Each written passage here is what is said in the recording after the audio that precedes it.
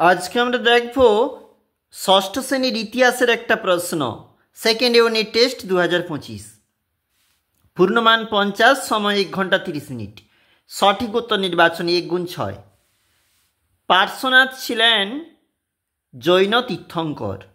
Megalith হল পাথরের সমাধি। গৌতম বুদ্ধের প্রথম নাম ছিল সিদ্ধার্থ। হর্ষচরিত কাব্য লিখেছিল বাণভট্ট। আলেকজান্ডারের মৃত্যু হয়েছিল ব্যাবিলনে। আদি বৈদিক যুগের উৎপাদিত শস্য যব। পরের পেজ, বেদের অপর নাম শ্রুতি কেন? এই প্রশ্নগুলো 1×7 এসিকিউ টাইপ। বেদ শুনে শুনে মনে রাখতে হতো, সেই জন্য বেদের অপর নাম শ্রুতি। কৌটিল্যের অর্থশাস্ত্র মূলত কোন বিষয়ক গ্রন্থ? এটা হচ্ছে রাজনীতি বিষয়ক গ্রন্থ, মানে রাজার সিংহাসনে বসা বা যেখানে সাম্রাজ্য পরিচালনা, সেগুলো নিয়ে আলোচনা হতো।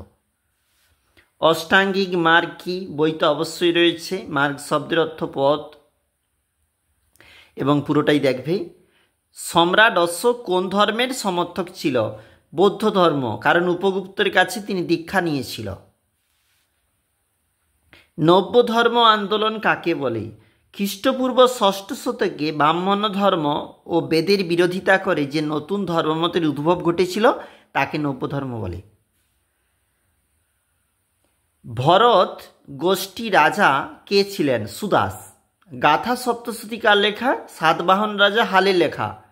সম্রাট অশোক বলিকো ছাড় দিয়েছিলেন কোন গ্রামে? তুমি জানো যে লুম্বিনী গ্রামে, কারণ ওটা ছিল গৌতম বুদ্ধের জন্মস্থান, সেই জন্য কিন্তু অশোক বলিকো ছাড় দিয়েছিল ওখানে।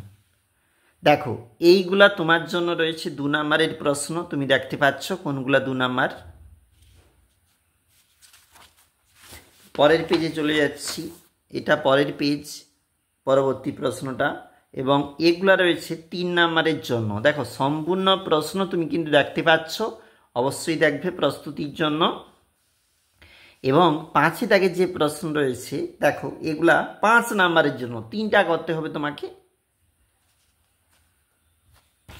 এবং এটা পরবর্তী প্রশ্ন, অবশ্যই দেখবে।